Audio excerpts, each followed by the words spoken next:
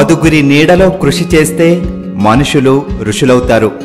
పదుగురి పాత్రల్లో స్వయం కృషి చేస్తే అదే మనిషి మహర్షి అవుతాడనే నినాదానికి, నమ్మకానికి నిలువెత్తు చంద్రహాసం డాక్టర్ పొలిచెర్ల హర్నాథ్.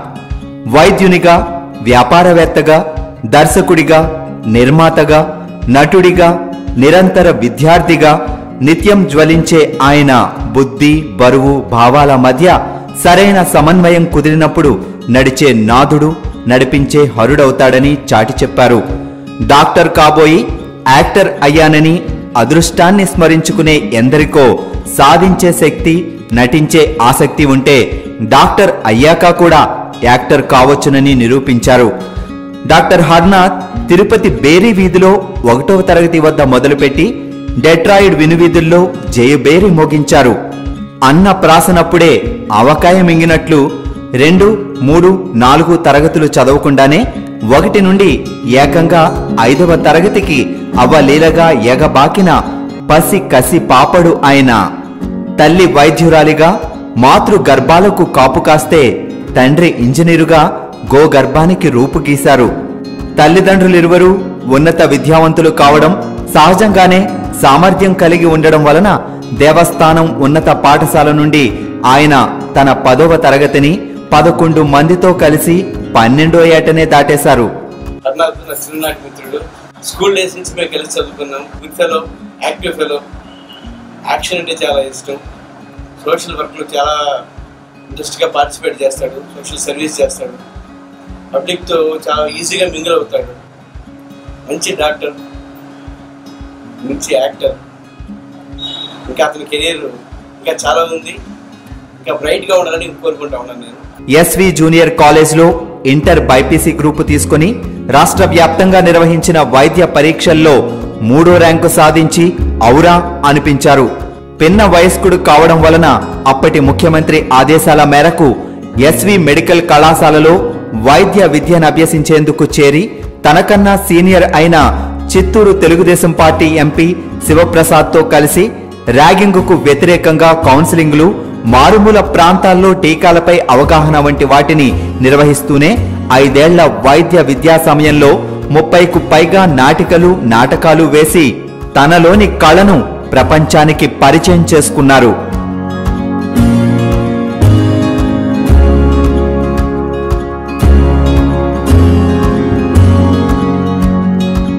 తనకు తానుగా ఫోటోలు దిగి మద్రాసు వెళ్లిపోయి సినిమాల్లో చేరదామని నిర్ణయించుకున్న తరుణంలో హర్నాథ్ తల్లిదండ్రులు ఆయన్ను వారించి తొలుత కెనడాకు పంపించారు.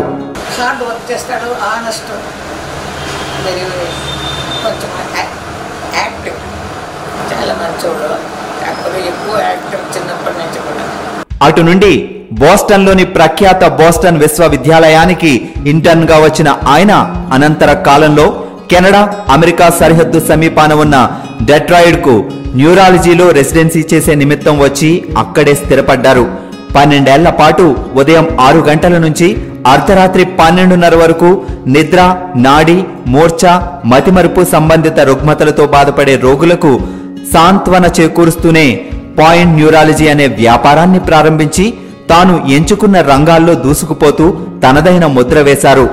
వైద్యో నారాయణో హరి సూక్తికి న్యాయం చేస్తూ ఎందరో రోగులకు ప్రశాంతత ప్రసాదించిన డాక్టర్ హర్నాథ్ ఓ రోజు ఉదయం నిద్రలేచి తాను నిర్వహిస్తున్న విధుల ద్వారా ఏమి సాధిస్తున్నాననే ప్రశ్న వేసుకుని సంతృప్తికర సమాధానం దొరకని కారణంగా వృత్తిపరంగా అత్యున్నత స్థాయిలో ఉన్న అన్ని పదవులకు అప్పటికప్పుడు రాజీనామా సమర్పించి తన జీవితంలోకి ప్రశాంతతను ఆహ్వానించారు.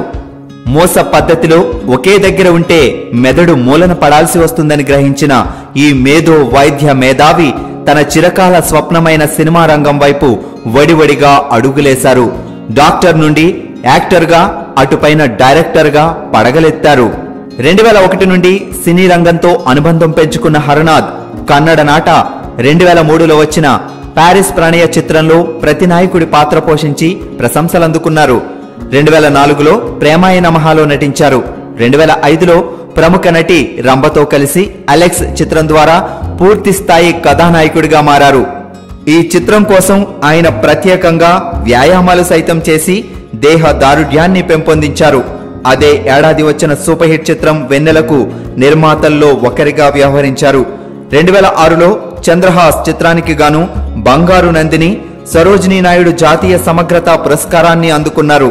2007లో దగ్గుపాటి రామానాయుడు కీలక పాత్రలో యువతరం ఆత్మహత్యలపై తీసిన హోప్ చిత్రానికి గాను సామాజిక చైతన్యం కలిగించే చిత్రాల విభాగంలో జాతీయ స్థాయి పురస్కారాన్ని అందుకున్నారు.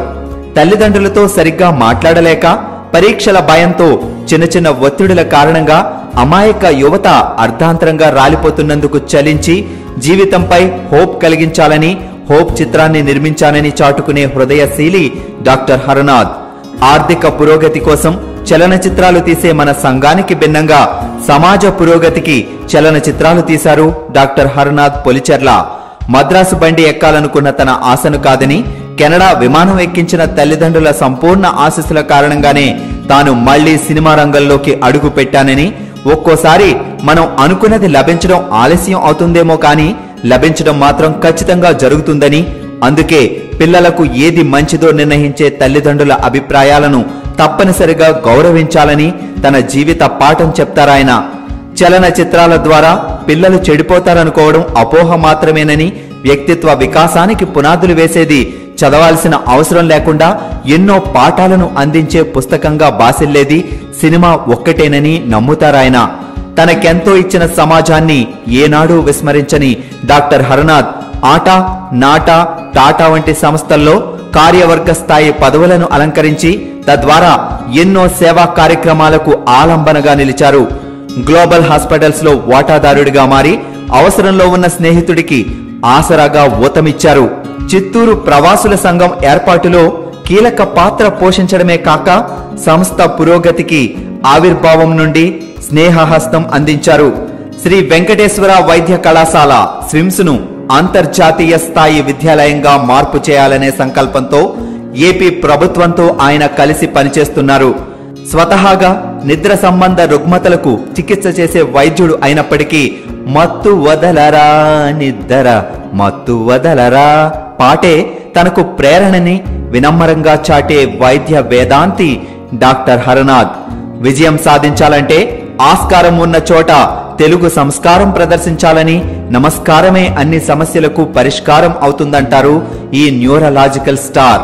మంచి ఆలోచనలే మంచి పౌరులను, మంచి పౌరులే మంచి సమాజాన్ని, మంచి సమాజమే మంచి దేశాన్ని నిర్మిస్తుందని, దానికి మించిన శస్త్రచికిత్స అవసరం లేదని ఆశావాహానికి సరికొత్త పొలిమేరల చారలు గీస్తున్న డాక్టర్ పొలిచెర్ల హరనాథ్ కు చిత్తూరు ప్రవాసుల సంఘం తరపున అభినందనలు.